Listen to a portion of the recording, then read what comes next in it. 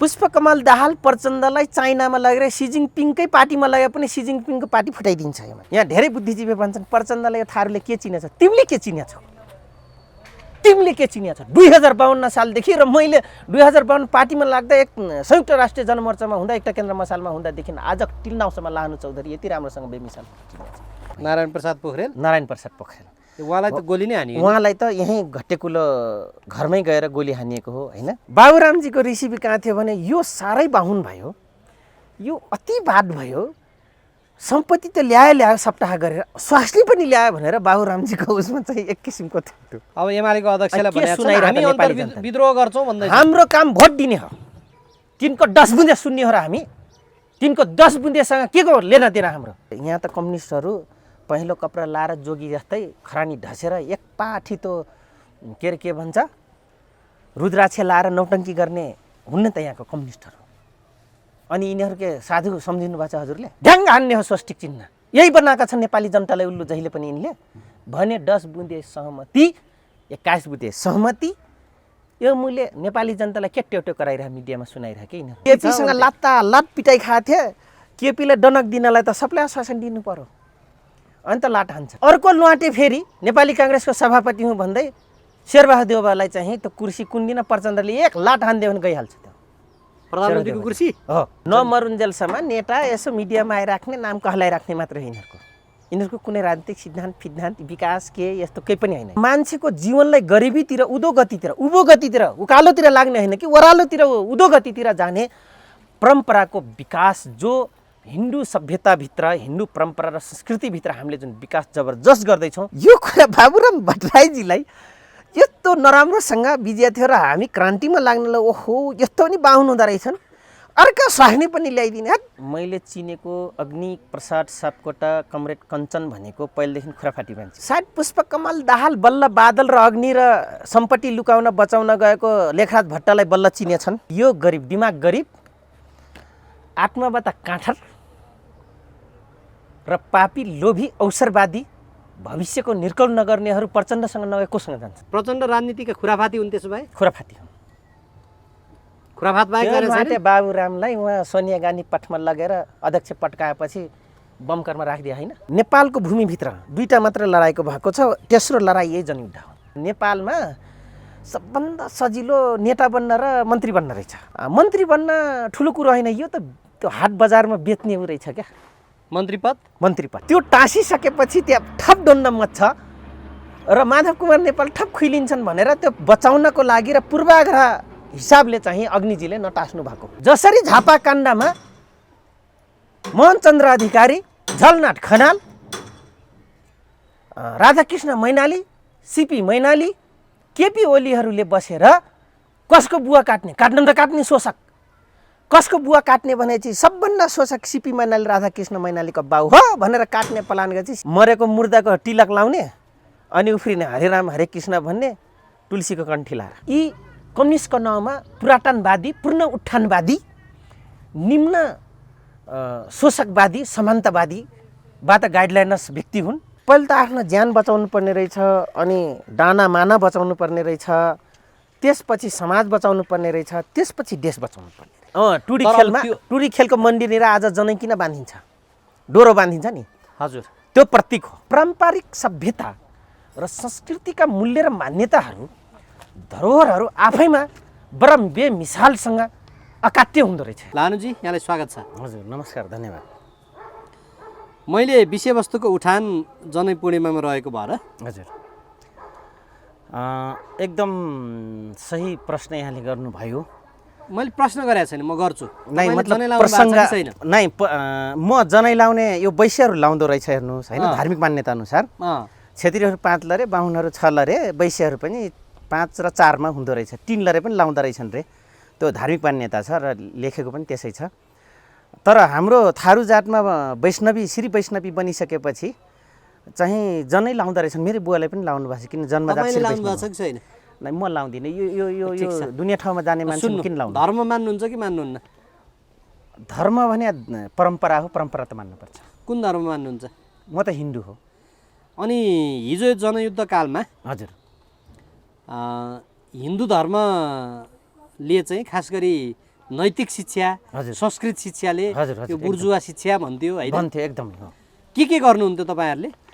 यस्तो थियो हेर्नुहोस्, सिभिलाइजेसन एजुकेसन त मोस्ट इम्पोर्टेन्ट रहेछ। हेर्नुहोस्, त्यो चाहिँ फ्यामिलीबाट नै, बुवा आमाबाट नै सिक्नुपर्ने, सिकाउनुपर्ने, गाउँघरमा आफ्नो सङ्गी साथी नाता गोटा इष्टमित्रले सिकाउनेलाई सिभिलाइजेसन सिभिक्स भनेको नैतिक शिक्षा भन्छन्। तर त्यो बेला चाहिँ गलत नैतिक शिक्षा हो, यो चाहिँ अलिकति धार्मिक रूपले हिन्दू परम्पराले गाइडलाइन्स गरेको, आफू मात्रै मान्छे अरूलाई चाहिँ मान्छे नगर्ने परम्परा हो।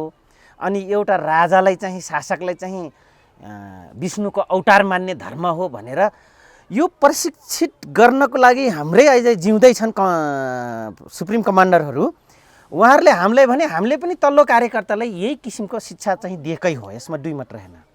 हिन्दू धर्म चाहिँ ठिक छैन भन्ने हिसाबको एकदम।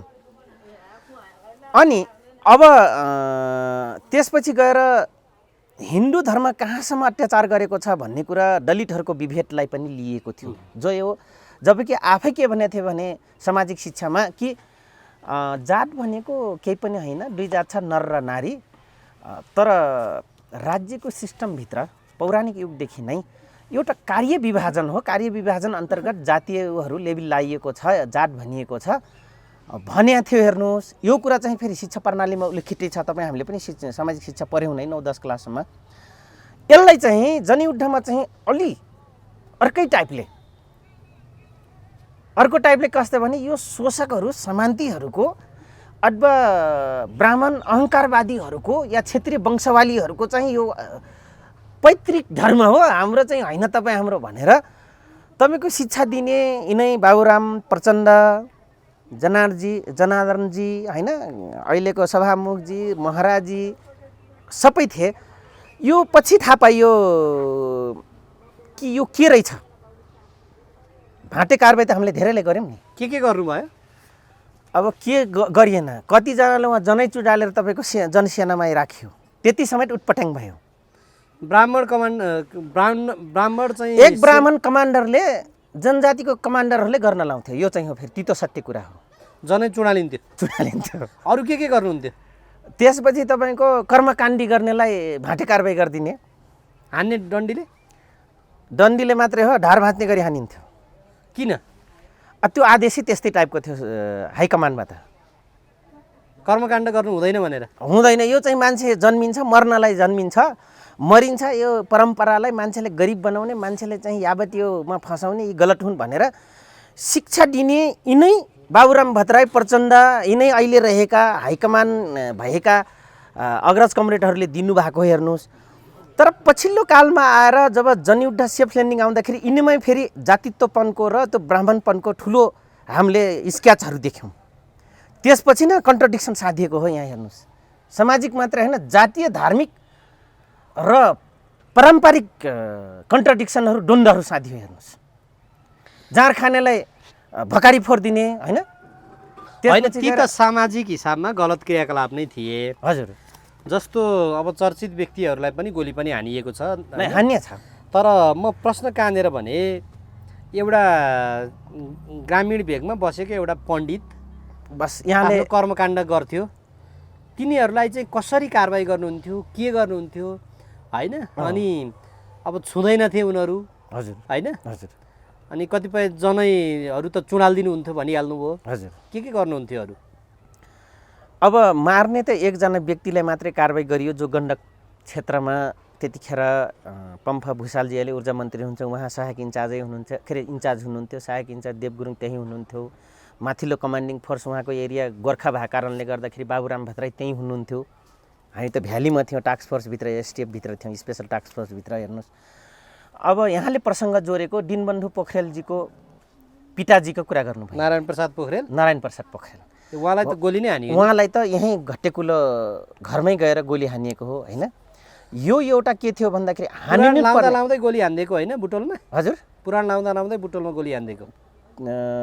त्यहाँ गएर पछि त्यो गण्डक क्षेत्रले गरेको हो। उहाँलाई त निगरानी गरेको त उहाँकै घर यहीँ घट्टेकुलोमा निगरानी गरे हो। पहिल्यैदेखि प्लान थियो? नै, यो अब हाइकमानको आदेश थियो। फेरि बाबुराम भट्टराई र उहाँ क्लासमेट रहेछ, दुइटै लङ्गटियार रहेछ। तर पछिल्लो कालमा यो परम्परागत कुरामा पनि र यही विषय लिएर अधिकांश माओवादीको खोइरो खन्ने काममा चाहिँ नारायण पोखरेलजीले राजनीतिक यता लाग्नु भएको थियो। तर जुन संस्कारका कुरा थिए, हिन्दू परम्पराको जुन हिन्दू सभ्यताको जुन कुरा थियो, यसलाई पारम्परिक हिसाबले बनाउँदाखेरि र यसलाई व्याख्या विश्लेषण गर्दाखेरि फेरि नारायण पोखरेलजीको त्यहाँ कुनै गल्ती थिएन, कुनै पनि थिएन।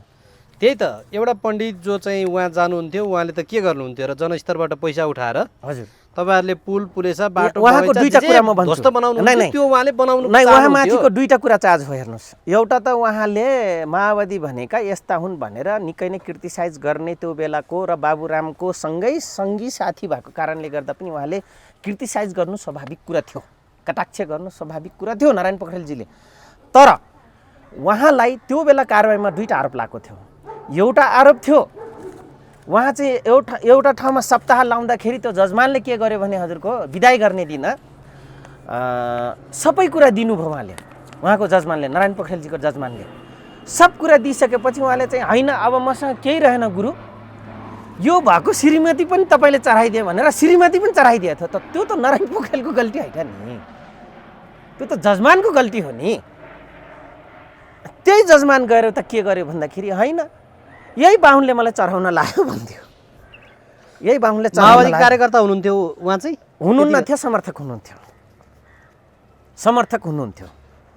हेर्नुहोस्, यो एउटा चार्ज नारायण पोखरेलजीकोमा। दोस्रो चार्ज उहाँकोमा के थियो त भन्दाखेरि डाक्टर बाबुराम भट्टराईजीको साथी भएको कारणले गर्दाखेरि, चाइल्डहुड बाल्यकालको साथी भएको कारणले गर्दाखेरि, चाइल्डहुड फ्रेन्डको कारणले गर्दाखेरि उहाँहरूको एउटा कटाक्ष के थियो भने हिसिला यामीले उहाँ बिहे गरेपछि सबभन्दा ठुलो क्रिटिसाइज गरिदिने नारायण पोखरेलजी पर्नुभयो। स्वाभाविक कुरा हो, वल्लो पल्लो घरको दाजुभाइ भएका कारणले गर्दाखेरि, कुटुम्ब भएको कारणले गर्दाखेरि हेर्नुहोस् हो, त्यो कारणले नारायण पोखरेलजीमाथि जो जनकारबाही भयो, यो कारबाहीको ठुलो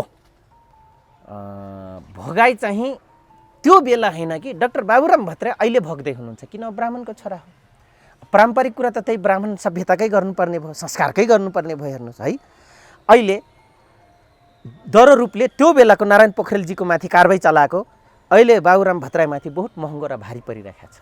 म यो कुरा पनि अवगत गराउन चाहन्छु सबैलाई। एक अर्को कुरो म भन्छु, अब यहीँनिर छस्स फेरि प्रसङ्ग जोड्नु भयो, ट्याङमङ स्क्वायरको चाइनाको भन्न त प्रजातन्त्रवादीहरू दक्षिणपन्थीहरूले के लेख्छन् त भन्दाखेरि, जस्तै हाम्रै नेपाली काङ्ग्रेसका उपसभापति तथा महामन्त्री, पहिलाको भूतपूर्व महामन्त्री रामचन्द्र पौडेलजीले नै आफ्नो किताबमा लेख्नु भएको छ कि स्टालिनले 8 लाख र ट्याङमङ स्क्वायरमा माउन्ट सेटुङले 6 लाख मान्छे मार्नुभयो, सांस्कृतिक क्रान्तिकै दबाउनको लागि चाहिँ मार्नुभयो भनेर उहाँले लेख्नुभयो। बाबुराम भट्टराई र अब नारायण पोखरेलजीको, नारायण प्रसाद पोखरेल, हजुर, अब भन्न त उहाँहरू 3 जना, अब बितिसक्नुभयो 2 जना है। हजुर हजुर हो, उपेन्द्र देवकोटा, बाबुराम भट्टराई र नारायण पोखरेलजी एउटै।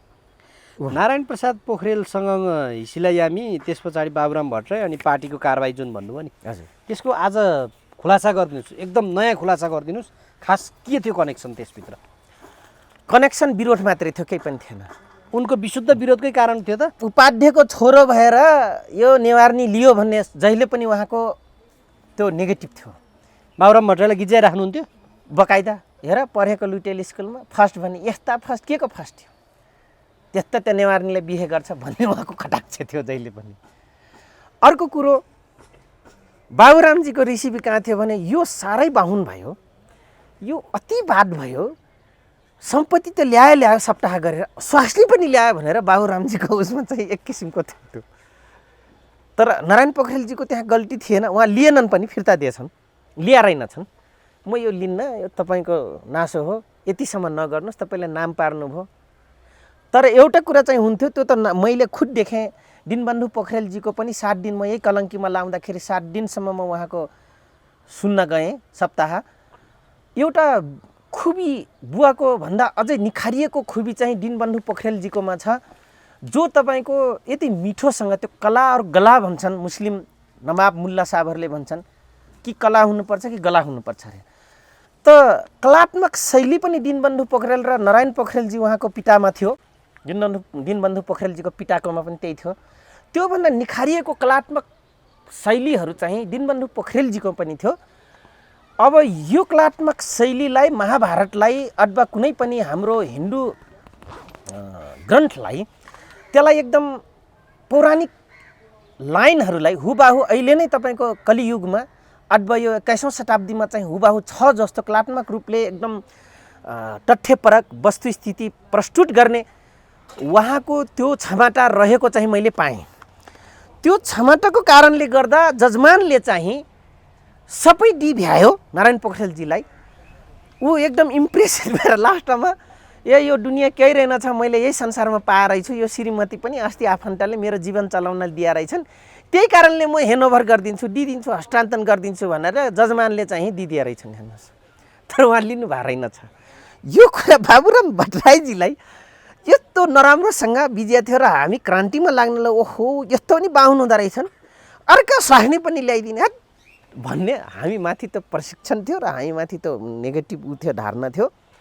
र बाबुरामजी माथि पनि जहिले पनि यो फर्स्ट क्लास भएर नेपालको टप र अझ जीवनको टप भन्ने मान्छे निहारले बिहे गर्छ भन्ने जुन गाउँघरको कटाक्ष थियो। एउटै साथी सङ्गी थिए, एउटै लङ्गोट्याएर थिए, एउटै पेन्सिल टोकेर बसेका थिए, बेलुका बिहान मेलापात घाँस खेल्ने त एउटै हुन् नि उनीहरूको। डाक्टर उपेन्द्र देवकोटाजी र तपाईँको बाबुराम भट्टराई अनि उहाँ नारायण पोखरेलजी ठुलो भयो नि। त्यो विरोध किन भयो भन्ने भइसके पछाडि चाहिँ उहाँले त्यो रियलाइज गर्नुभयो। रियलाइज त उहाँले पछि गर्नुभयो। कति पछि गर्नुभयो भन्दाखेरि जब प्रधानमन्त्री भइसकेपछि, देशको प्रधानमन्त्री अर्थमन्त्री भइसकेपछि स्वागत केमा हुँलायो। अब म तपाईँलाई भन्छु, राज्यको एउटा प्रोटोकल, एउटा सम्बन्धन, एउटा नियम सिस्टम त परम्परा पनि जोडिया छ, संस्कृति पनि जोडिया छ, समाज पनि जोडिया छ। एक मात्र होइन, विश्वको टप 1 जैविकता भएको देशका नागरिक हामी। भौगोलिक र सांस्कृतिक मानवीय सभ्यता विकास बोली भाषा यावत कुराहरू त हामी त बहु छौँ नि त, हामी त मल्टी छ नि त हामीसँग। त्यो अन्तर्गत एउटा देशको अर्थमन्त्री या प्रधानमन्त्री सबैको प्रधानमन्त्री भइसकेपछि उहाँले भूमिका निभाउनु पर्ने भयो। अनि उहाँले त्यतिखेर चाहिँ उहाँलाई सम्मान मान दिँदाखेरि अलिकति चाहिँ कहीँ न कहीँ इन्डाइरेक्टली पिन्च चाहिँ हान्यो। एक अर्को कुरो म यहाँलाई भन्छु, एउटा जबरजस्त कुरो भन्छन् पुरानो उत्तर के अरे दक्षिणपन्थी प्रजातन्त्रवादी अग्रजहरूले भन्नुहुन्छ, होइन 35 वर्षसम्म जवानी नसिद्धिएसम्म चाहिँ क्रान्तिकारी हुन्छ मान्छे, 35 वर्षदेखि 50 वर्षसम्म काङ्ग्रेस हुन्छ अरे, त्यसपछि अलिअलि प्रजातन्त्र सबै समाज चाहिन्छ अरे, केटाकेटी भइसकेका हुन्छन्, अब उसलाई छोराछोरीको समाजको दाजुभाइ इष्टमित्र कतै सानो भएर नमस्कार गर्नुपर्ने या सम्मान गर्नुपर्ने, मान लिनुपर्ने, ठुलो भएर कहिले ती सबै परम्परामा बाँधिँदाखेरि 50 वर्षको उमेरमा उसले चाहिँ बल्ल समाजको प्रोटोकल के रहेछ बुझ्छ अरे। 50 ओभर गएपछि अनि ऊ बुढौली लाग्छ। अब यङ एउटा पुस्ता यङ भएर तपाईँको फादर बनिसके हुन्छ, ऊ बाजे बनिसक्दाखेरि यो नातिले पनि तेरेन, यो छोराले पनि तेरेन, बुहारीले तेरेन, भाइ बुहारीले तेरेन, छोरा बुहारीले पनि तेरेन भनेर उसले अलिक के हुन्छ भने यो मलाई हेप्या बा, अब म डिक्टर भन्नुपर्छ। भनेको अर्थ म बुढो बा हो, यो घरको धरोहर हो भनेपछि मैले भन्न माना, तर मान्दैन त्यो पुस्ता, किन घोडाको लगाम लगाएर दौडिरहेको हुन्छ 40-45 को पुस्ताले। अनि यो सबै सामाजिक स्थितिले गर्दाखेरि त्यो बेला चाहिँ होइन त राजाले ठिकै गर्दो रहेछ, क्या देश चलाउने यसो गर्नु त अलिक चाहिँदो रहेछ भन्छ अरे, क्या फिलिङ्स गर्छ भनेर भन्थे हामीलाई। त कता कता प्रचण्डजीलाई पनि बाबुराम डाक्टर साहबलाई पनि यो कुराले अहिले गाँज्यो, जुन मैले यहाँलाई भन्दैछु। यो कुरा गाँज्यो र यो आभास पनि भयो, महसुस पनि भयो होइन। सामाजिक प्रक्रियाभित्र उहाँहरूको परम्पराले उहाँलाई पनि अटोमेटिकली एट्र्याक्सनमा ल्यायो पनि, त्यो सर्टेन दायराभित्र ल्यायो पनि।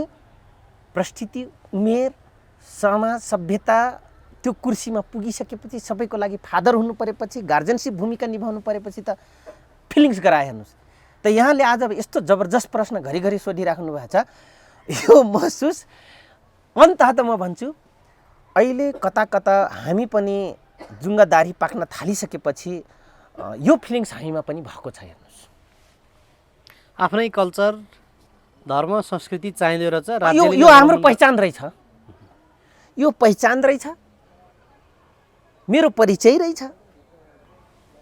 अनि मेरो यो चाहिँ म कताबाट आएको के आएको किन गरिएको भनेको यो मेरो सभ्यता रहेछ भन्ने फिलिङ्स भयो। तर म फेरि पनि भन्छु यति बावजुद पनि मान्छेलाई जनावर बनाउने परम्परा र संस्कृति र मान्छेको जीवनलाई गरिबीतिर उँभो गतितिर उकालोतिर लाग्ने होइन कि ओह्रालोतिर उँधो गतितिर जाने परम्पराको विकास जो हिन्दू सभ्यताभित्र हिन्दू परम्परा र संस्कृतिभित्र हामीले जुन विकास जबरजस्त गर्दैछौँ यो चाहिँ गरिनु हुँदैन भन्ने म मूल मान्यतामा छु। यसलाई सहज गराउने अझै म तपाईँले भन्न जाँदैछु 1 वर्षसम्म सेतो कपडा लाइन्थ्यो मम्मी या बाबा खसेको बेलामा एउटा धर्म निभाउनु पर्थ्यो। तर अहिले आएर 13 दिनमा टुङ्ग्यो, 13 दिनमा अब 3 दिनमा टुङ्ग्यो, अझै 2 मास लाग्यो भने त 3-4 दिनमै गर्नुपर्ने हुन्छ। त यो पनि एउटा अहिलेको 21औं शताब्दीमा मान्छेको व्यस्तता र विकासक्रमले फर्को हान्दाखेरि चाहिँ फेरि यहाँसम्म आउनु फेरि आफैमा यो सांस्कृतिक होइन कि मान्छेको दिनचर्या र आर्थिक गाँच्ने उमेर, परिवारको जिम्मेवारी, समाजको जिम्मेवारी, देशको जिम्मेवारी र डे टु डे सेकेन्डमा गर्नुपर्ने दायित्व, कर्तव्य, नैतिकता, निष्ठावानको परम्परा यी सबले गर्दाखेरि तपाईँको मान्छेलाई जुन हामीले कुरा गर्दैछौँ जो विगतमा जनयुद्ध कालमा हामीले चाहिँ तपाईँको कारबाही चलायौँ त पारम्परिक अतिवादलाई चाहिँ चिर्न चाहिँ खोजिया हो। पारम्परिक उदारवाद र समाजको विकासक्रमलाई नरोक्ने, समाजलाई वैज्ञानिक रूपले लाने फेरि त्यसको पक्षमा थियो हेर्नुहोस् हामी। तर यो प्रजातन्त्रवादी या खुल्ला समाजवादीहरूले यो कुरा कटाक्ष गर्नु स्वाभाविक कुरा हो। त्यही सांस्कृतिक क्रियाकलापको असफलता नै माओ सेतुङलाई ठुलो मूल्य चुकाउनु पर्ने भयो। हेर्नुहोस् यहाँसम्म मूल्य चुकाउनु भयो माओ सेतुङजीले कि त्यो बेला 4वटा श्रीमती बिहे गरेर तपाईँको लास्टमा गएर चाइनिज टिपिकल संस्कृति र परम्परालाई अध्ययन गरेको कान्छी श्रीमती बिहे गर्नुपर्ने भयो। त्यो कन्भर्ट हुनको लागि त्यो सभ्यतासँग, त्यो परम्परा, त्यो संस्कृति, त्यो सामाजिक मूल्य र मान्यता मर्यादा क्रमलाई यथावत राख्नको निम्ति उहाँ 4थो श्रीमती तपाईँको सांस्कृतिक अध्ययन गरेको उहाँ गर्नुभयो। जस्तै अहिले सी जिनपिङको गीतकार, सांस्कृतिक गीतकार संस्कृति टोलीमा काम गर्दा गर्दै अहिले जुन छ उहाँको अर्धाङ्गिनी, दोस्रो अर्धाङ्गिनी हो अहिले सी जिनपिङजीको। त्यसरी नै उहाँले लास्टमा आफूलाई कन्भर्ट गर्नको लागि, त्यो समाजमा रिस्ट्याब्लिसमेन्ट र रिएडजस्ट गर्नको लागि त्यो पनि भयो। यो अति उग्रवाद र परम्पराको यो टकराव हुँदो रहेछ। फेरि सबभन्दा क्रान्ति गर्न गाह्रो हामीले मान्यौँ, सांस्कृतिक क्रान्ति गर्न त्यो मूल्यभन्दा यताको मूल्य चुकाउन धेरै पर्दो रहेछ। अब नेपाल त स्वभावैले बहुजाति, बहुभाषा, बहुधर्म, बहुसंस्कृति एकदम यहाँले भनेको कुरा एकदम सही हो। यहाँहरूसँग धेरै प्रकारका क्याडरहरू त्यसमा जम्मा हुन्थे। एकदम हजुर हो। सेनाहरू त्यसमा जम्मा हुन्थे हो। तपाईहरूलाई चाहिँ सांस्कृतिक क्रान्ति भनेको चाहिँ कस्तो भनेर सिकाइन्थ्यो? हामीलाई के सिकाइन्थ्यो भने दसैँ मान्नुहुन्न, टिका लाउनुहुन्न, मन्दिरमा पूजा गर्नुहुन्न, यो बाहुनहरूले दान दक्षिणा दिनुहुन्न। मनाउने चाड, गुरुङहरूले मनाउने चाड, हजुर तामाङहरूले मनाउने पनि चाड हुन्थ्यो। तपाईँ स्वयं चौधरीहरूले मनाउने पनि त आफ्नै चाडहरू छन्। यो त विविधता छ नि त यहाँ। एकदम छ। केही पनि नमान्ने कि विशुद्ध हिन्दूहरूले मनाउने चाहिँ नमान्ने भन्ने होइन। रहेका थारूले मनाएका कतिपय हिन्दूले असर गरेका अथवा हिन्दू परम्परासँग मेच खाने कुराहरू नगर्ने, बुद्धिस्टहरूले गरेका केही बुद्धिस्ट रिलिजनसँग एट्याचमेन्ट भएका या उतैबाट लेगेसी भएका परम्परागत कुराहरू नगर्ने भन्ने यस्तो थियो। तर यहाँले प्रश्न जबरजस्त सोधिदिनु भयो। के हो त भन्दाखेरि आखिरमा यो जे जति कुराहरू भनियो त्यो सिकाउने नै आज हामी देख्छौँ। त्यो हाइकमान्डभित्रका अग्रजहरू सबै आर्य मूलका छन्। तर कारबाही गर्न कसले गयो? सबै जनजाति आदिवासी मङ्गोल नसलकाहरू गए। हेर्नुहोस् रातो टिका लाउनुहुन्न भने यिनै प्रचण्ड हुन्, खद्दा लाउनुहुन्न त्यो जब एउटा कागजको टुक्रा के अरे कपडाको टुक्रा त्यो सिलिक लाएर हुन्छ भन्ने आखिर उहाँले नै पहिलो सुरु खड्डा ओराउनु। अब यहाँ यस्तो बनाएर रातो टिका लगाउनु पर्ने, माला काहीँ जिल्लातिर गयो भनेदेखि त्यो घाँटीभरि झुन्डिएन भनेदेखि हजुर म त कार्यक्रममा आइन कि क्या हो भने जस्तो हुने। अनि त्यसको विरोध किन सञ्चालित थिए? कोबाट? सोनिया गान्धी पट आज तपाईँले जबरजस्त कुरा मैले गरिदिनु पर्ने भयो। खुला गरिदिनु। धेरैजना मान्छेलाई आज शक पर्ला। फेरि माधव कुमार नेपाल प्रचण्डजीलाई 3टा गुण लाउँदै हुनुहुन्छ, भन्नु न। ऐँचो पैँचो टिप्दै हुनुहुन्छ। उहाँ 2 चोटि प्रधानमन्त्री बन्नुभयो, हारेको मान्छे प्रधानमन्त्री बन्नको एउटा पैँचो तिर्नुभयो, हारेको मान्छेलाई बत्तीको लाइन काटेर प्रचण्डलाई जिताउने काम 2टा पैँचो भयो। अर्को पैँचो अहिले जो बान की मुन युएनका महासचिवको श्रीमतीसँग तपाईँको उनको जुन नजिकता थियो, त्यो नजिकताको रोलक्रम र त्यो नजिकताको बीज बन्नुभएकै माधव कुमार नेपाल हो।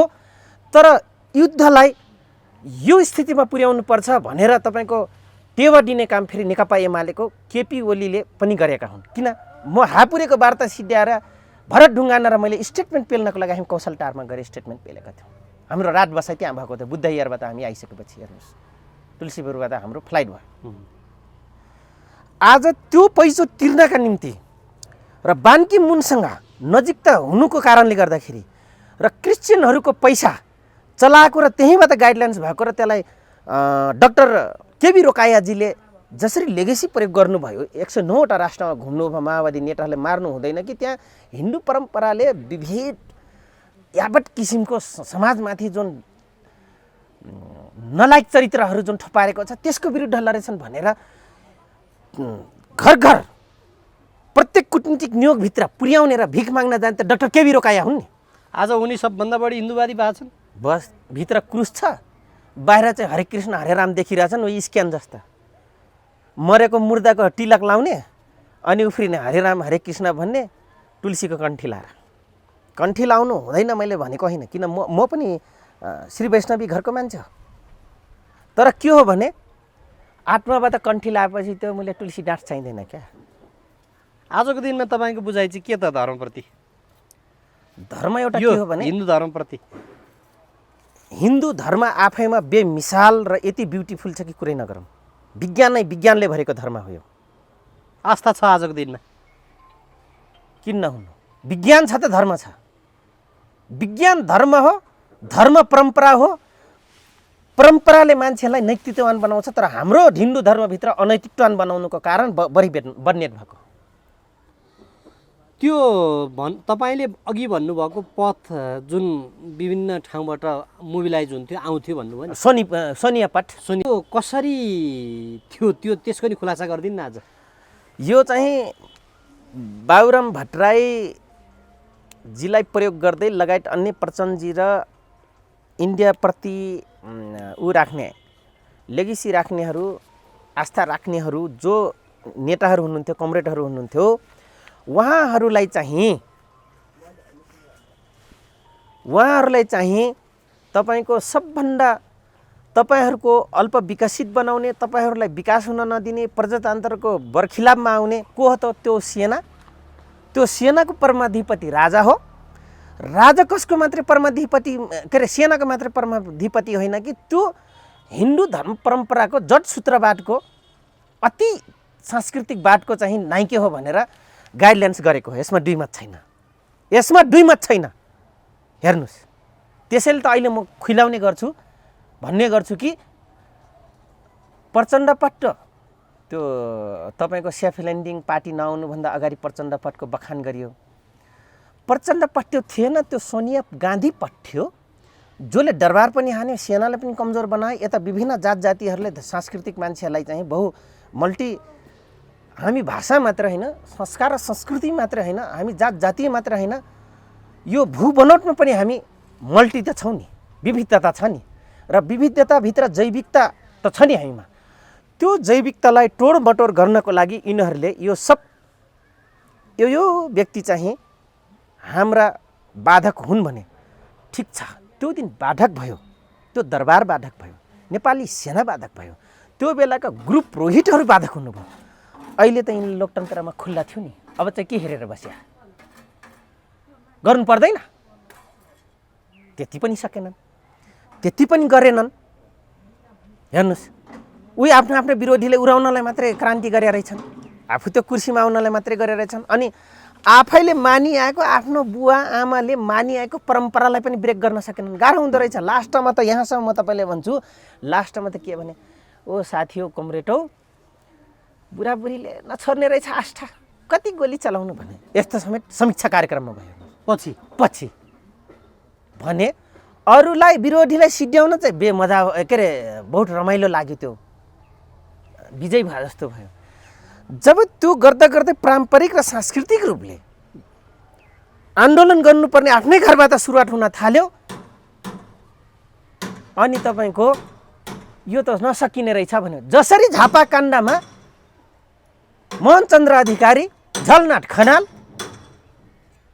राधाकृष्ण मैनाली, सिपी मैनाली, केपी ओलीहरूले बसेर कसको बुवा काट्ने, काट्न त काट्ने शोषक, कसको बुवा काट्ने भने चाहिँ सबभन्दा शोषक सिपी मैनाली राधाकृष्ण मैनालीको बाउ हो भनेर काट्ने प्लान गरेपछि सिपीले ठ्याक्कै भगाइदिएछन् बाउ। त्यस्तै गरी जब आफ्नो घरभित्रको संस्कृतिलाई कारबाही भाँटा हान्नुपर्ने भयो, नसकिने रहेछ भनेर डिप्लोमेटिकली तपाईँको कार्यकर्ताको अगाडि त्यतिखेर यहाँका हाइकमान्ड भन्ने नेताहरू चाहिँ हामीले सांस्कृतिक क्रान्ति गर्छौँ भन्ने नेताहरू तपाईँको बडा साइलेन्टली कार्यकर्ताहरूसँग माफी माग्न थाले। हेर्नुहोस्, जाँड खाने कुरा आयो, भकारी फोर्ने कुरा, लास्टमा यही रामबहादुर थापा बादल हुन्, होइन यो जनजातिको त रक्सी देउटामा चढ्छ, मरे पनि पिण्ड खाँदा सबै खाँदा रक्सी चाहिन्छ होइन, थारूहरूको पनि चाहिन्छ, राई लिम्बू गुरुङ तमाङ शेर्पा सबै यो मङ्गलाइटहरूको चाहिन्छ, त्यस कारणले रक्सी खान पाउनुपर्छ भनेर। नत्र भने तपाईँको सन्तोष बुढा मगर र तपाईँको अहिले हुनुहुन्छ नि लोकेन्द्र विष्टहरू अनि जयपुरी घरतीहरूको आफ्नै घरभित्रबाट भेटाइदियो नाटागोटाबाट। मगर र थारू जतिको बेमिसालसँग रक्सी खाने कुन जात्रा हुन्छ? बरु गुरुङहरू, राईहरू, तमाङहरू, लिम्बूहरू बरु केही मात्रामा सचेत हुँदा हुन् भौगोलिक कठिनाइ बावजुद। थारू र मगर त भूगोल पनि हेर्दैन, त्यस्तो उदोमुन्टो जाने जाटो। हेर्नुहोस्, अनि त्यतिखेर त्यो कुरालाई चाहिँ गर्नु हुँदैन भनेर आयो। मतलब यो संस्कृतिलाई त्यतिखेर आफ्नै संस्कृतिलाई टोरमटोर गर्नको लागि यत्रो ठुलो सेन्टिमेन्ट क्रिएट गर्नलाई सांस्कृतिक आन्दोलन पनि सँगसँगै छेडियो, जनै चुडालियो। यति मात्रै होइन, म तपाईँले भन्छु यिनै साथी हुन् पूर्व कमानको। ए साथी हो, अलि पिँढीमा बसिदिनु होला, यहाँ मान्दैनन् हाम्रो बुवा आमाहरू। अनि त्यसपछि आउने इन्द्रचोकमा पूजाको सामान पाउने ठाउँमा जनै किन्ने, लार अनि जाने, अनि घरबाट निस्केपछि जनसेना गएपछि जनै फुकालिदिने। यहीँ छन् ठुल्ठुला नेताहरू छन्, नाम लियो भने अहिले खुलिहाल्छन् फेरि। हेर्नुहोस्, अनि घरभित्र पस्न नदिने, कुन जात हो सोध्छ हाम्रो बुवा आमाले, नपस्नु होला भन्ने, यो हो क्रान्तिको बाधक। ऊ आफैले चेन्ज गर्न चाहेन। त्यसैले त भन्नुहुन्छ श्वेत मार्डनले, if you want change the world first you must be change. पहिले त तिमी बदलिएको हुनुपर्छ त, संसार बदल्न चाहन्छौ भने। दुनियाँ बदल्ने से पहिले अपने आपको बदलो भन्छ नि हिन्दीमा, त्यसलाई उल्टा गरिएको छ। योबाट हाम्रा कुनै पनि कमरेडहरू, कुनै पनि आफूलाई लेफ्टिस्ट झार भन्नेहरू, उत्तरपन्थीहरूले यो कुरालाई कहीँ कतै परिवर्तन आफैबाट गर्नतिर लाग्नु भएन। आज त्यसैले सांस्कृतिक रूपमा फस्नु भयो अनि जातीयमा पनि फस्ने र फसाउने गर्नुभयो। यो अफगानिस्तानको अहिलेको घटना, हजुर, जहाँ त्यो 42% बढी पास्तुन जातिहरूले विद्रोह गरे। हजुर, अब हाम्रो उद्देश्य फेरि यो जातीय विभेदमा होइन क्या, विभेद चाहिँ समाजले थोपरेको भयो, संस्कार चाहिँ फेरि परम्पराबाट चलिआएको कुरा भयो। त्यो संस्कार फेरि सुधार हुँदै गएको पनि त छन् नि कतिपय त, होइन? होइन, यसमा दुई मत छ नि। यहाँले सही प्रश्न गर्नुभयो। त्यो जमाना रहेन जतिखेर यहाँले मान्नुहोस् आर्य व्रतकीय उसमा चाहिँ र आर्य उसभित्र भन्नुहोस् या मङ्गोलभित्र भन्नुहोस् या द्रविडियनभित्र भन्नुहोस्, निग्रोभित्रको त अलिक फरक छ, तर द्रविड, मङ्गोल र आर्यको सम्मिश्रण जातीयको हिसाबले एन्थ्रोपोलोजीको मानव विकास शास्त्रको कुरा गर्छौँ भने हामी, र यो देशमा बोन, मस्टो र तपाईँको हिन्द सभ्यताको सम्मिश्रणीय हाम्रो परम्परा हो। गहिराइमा जानुहुन्छ भने जस्तै म तपाईँले भन्छु, अशोका राज्यले महाभारत कालखण्डले कब्जा गर्दाखेरि थाइल्यान्डदेखि लिएर पूर्व सबभन्दा धेरै छ नि हिन्दूको अवशेषहरू अहिले पनि। तपाईँको त्यसपछि गएर एसिया नाघेर युरोपमा पनि गएको देख्यौँ नि हामी। यति ठुलो परम्परालाई यहाँले हेर्नुहुन्छ भने जुन हाम्रो हिमोट खण्ड जति पनि कब्जा गरिएको छ, कर्णाली प्रदेश र सुदूरपश्चिमको 24 राज्यको उसलाई हेर्नुहुन्छ भने उहाँहरू चाहिँ मस्टो धर्म मान्ने हो, भनेको कुल्यान मान्ने हो।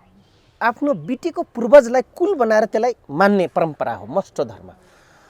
वन धर्म भनेको थारू र यहाँ पूर्वी भित्र रहेका वनहरू हुन्। सिन्ध सभ्यतालाई हिन्द भनेर अपभ्रम जुन हिन्दू परम्परा सभ्यताको जुन कुरा गर्यो, सिन्ध सभ्यतालाई र सिन्धु मान्यता र मूल्य मान्यतालाई वन मस्टो र सम्मिश्रणीय रूपमा हाम्रो दक्षिण पूर्वी एसियाको जुन परम्परा छ, फेरि यसैमा बेमिसाल र वैज्ञानिक छ हेर्नुहोस्। र आज हामी यसैलाई जनयुद्धमा खुइल्याउने काम गर्यौँ। र जुन यहाँले अफगानिस्तानको कुरा ल्याउनु भयो, अझै भन्नुहुन्छ भने अफगानिस्तान त शुद्ध सिन्धी परम्परा हो, सिन्ध सभ्यता हो। बडी स्ट्रक्चर उनको त्यो गर्ने क्रियाकलाप मात्र एउटा क्रियाकलाप के हो, इस्लामिक भनेर गाई काटेर खाइदिए। तर आज फेरि एउटै व्यक्तिले कुरा स्वीकार्नुहुन्छ नेपालमा, अरू कसैले स्वीकार्दैन। आज कमरेड मोडनाथ प्रसिद्धलाई म सम्झन चाहन्छु। उहाँले कुनै ठाउँमा बोल्नु भएको छ र कुनै ठाउँमा लेख्नु भएको छ कि पाषाण युगमा आर्यभित्र पनि गाई खाने परम्परा थियो। त्यसपछि दुईटा पन्थी, यसलाई पन्थी भन्छ अध्ययनताहरूले, त्यो भन्छन् दुईटा पन्थहरूको डिभिजन भइसकेपछि जसरी राजनीतिमा उत्तरपन्थी र दक्षिणपन्थी पन्थीहरूको जुन विभाजन भयो, त्यस विभाजन मध्येमा यता चाहिँ शाकाहारी, तर फेरि आर्यहरू शाकाहारी पनि हुन् है, फेरि यो नकार्न सकिँदैन। शाकाहारी नै हो आर्य, मांसाहारी होइन। मांसाहारी कसरी भए भन्दाखेरि जब आर्यबाट मुस्लिमहरू त गइसकेपछि उनले आफ्नो परिचय हिंसक र मांसाहारीमा लगेका हुन्। खास भन्नुहुन्छ भने कुनै क्रिश्चियन धर्मको बडा गुरुज्यूले खाँदैन मासु, रगत खाँदैन, किन शक्ति ह्रास हुन्छ। कुनै पनि जैन, मुस्लिम, सिखहरूको पनि कसैले खाँदैन मासु मटन। हेर्नुहोस्, हाम्रो हिन्दूमा त झन् शाकाहारी नै हो। जो सिन्धी सभ्यता जुन हिन्द जुन भनिएको छ, सिन्धु उसलाई मानिन्छ भने शाकाहारी हो। अब वनभित्र के छ भने थारू परम्परा र पूर्वी यो के भन्छ यो उसमा जाने जातको यो अस्ट्रेलियामा जाने आदिवासीहरू र थारूहरूको र तपाईँको पपुवा न्यू गिनीहरूको सभ्यता हेर्ने हो भनेर यहाँ थारूको हेर्ने हो भने वन धर्मावलम्बी हुन्। यिनीहरूमा के छ भने प्रकृति पूजा चाहिँ गर्ने, पूजा चाहिँ जनावरको पनि गर्ने, तर खाने पनि। तर हिन्दू सभ्यतामा के भयो त भन्दाखेरि सिन्धुहरूको जुनलाई हामी पूजा गर्छौँ, आफ्नो बराबरको हैसियत दिन्छौँ, त्यसलाई चाहिँ खानु हुँदैन। त्यो परम्परा त्यसमा छ।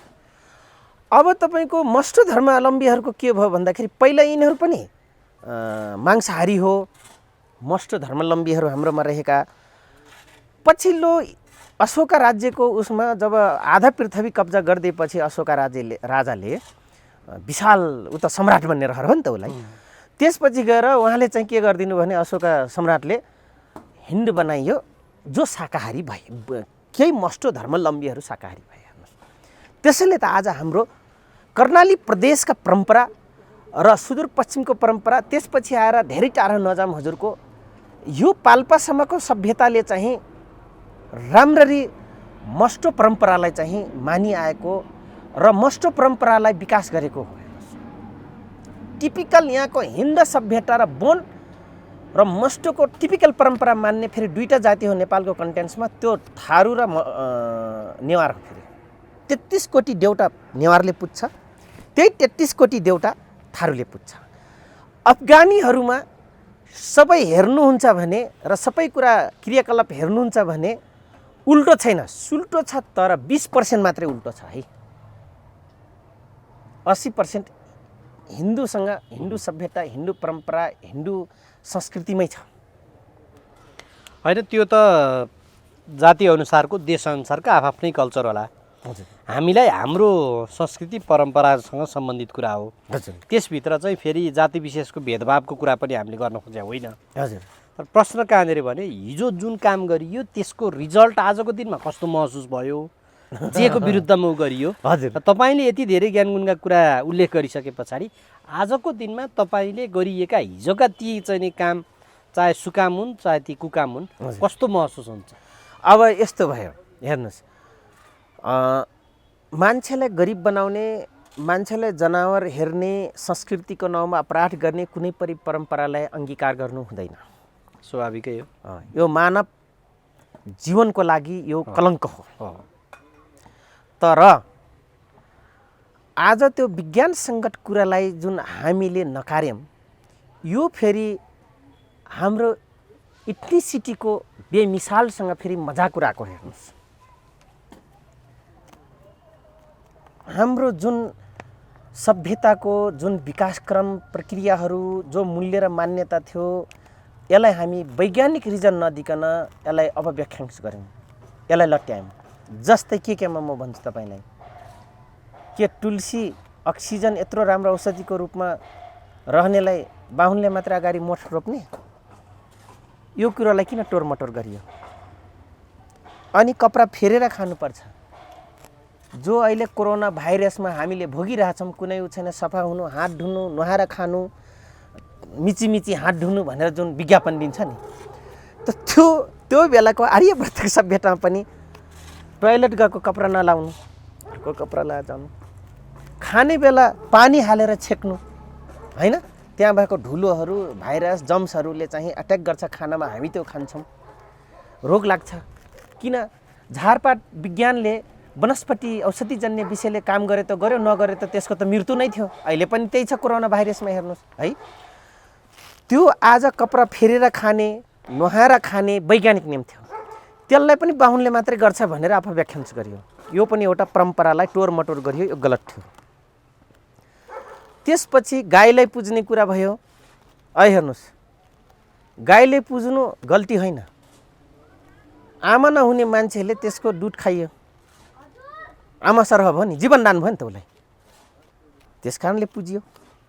त ऊ बाहुनले मात्र पुज्छ अरे, सक्छौ पूजा, सक्दैनौ दानव बन्न, के भयो त? कसको त आत्मामा त तपाईँ हामी छिर्न सक्दैनौँ।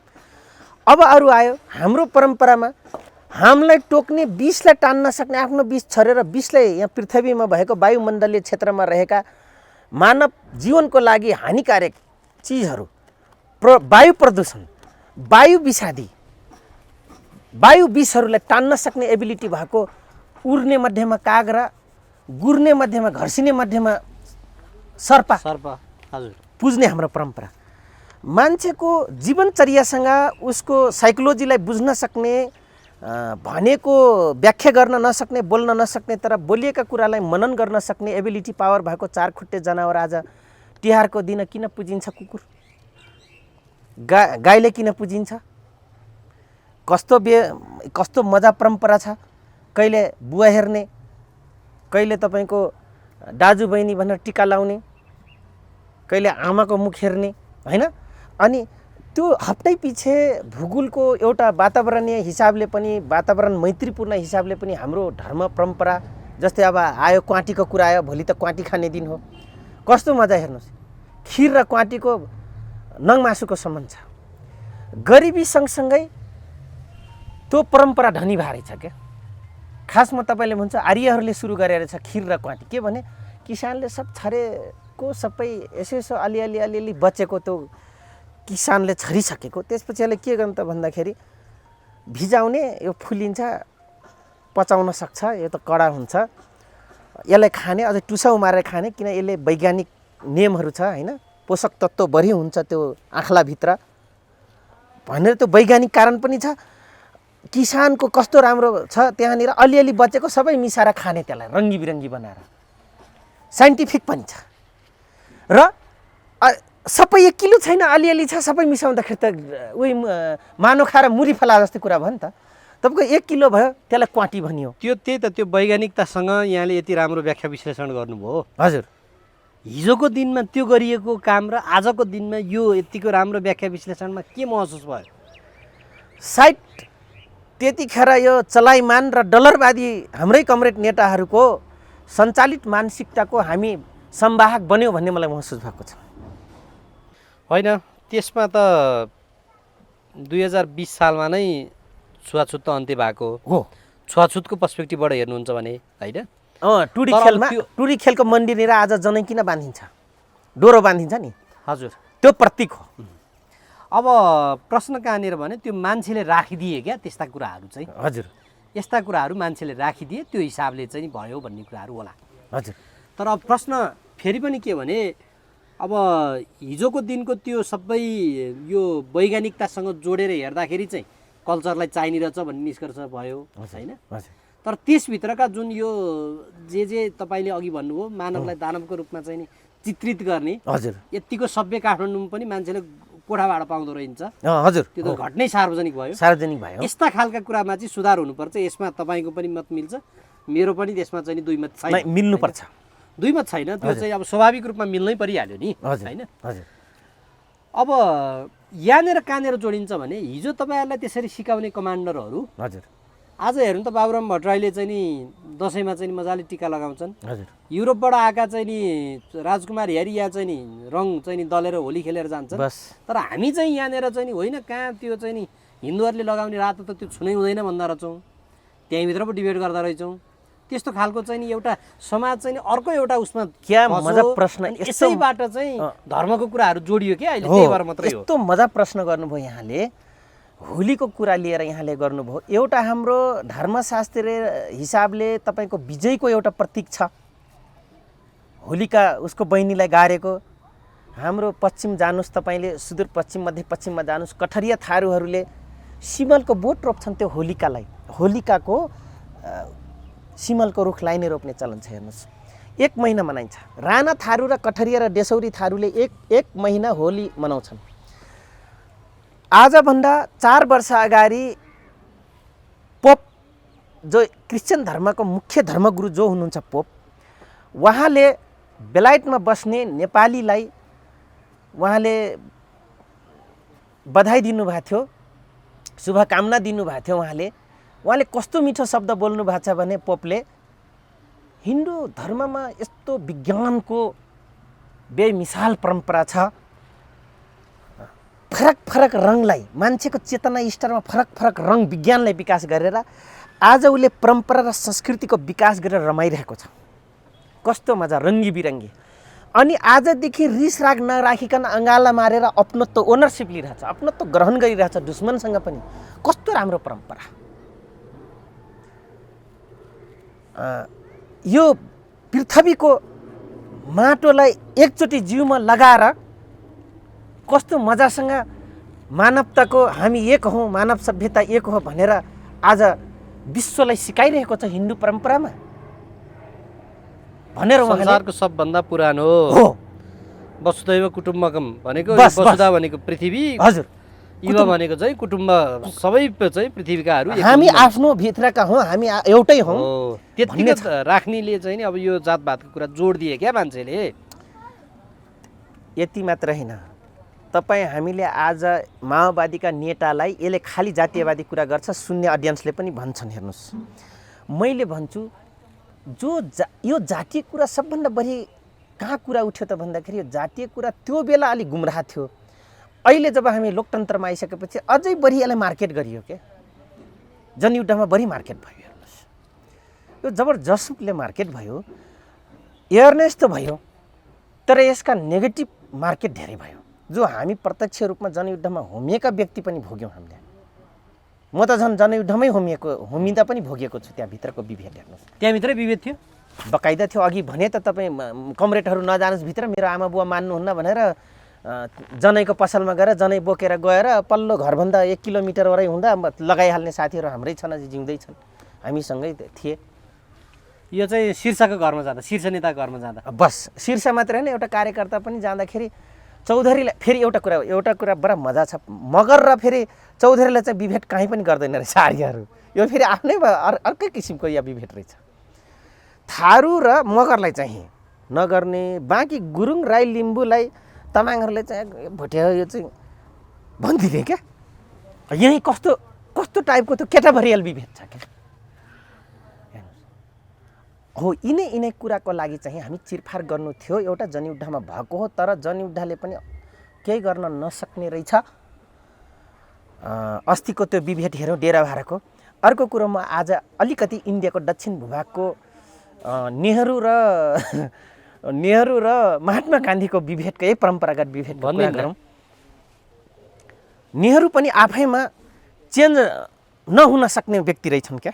म पण्डित हुँ, म कश्मीरको पण्डित हुँ, म अशोका राज्यको पुरोहित हुँ भन्ने उहाँमा अहमता रहेछ।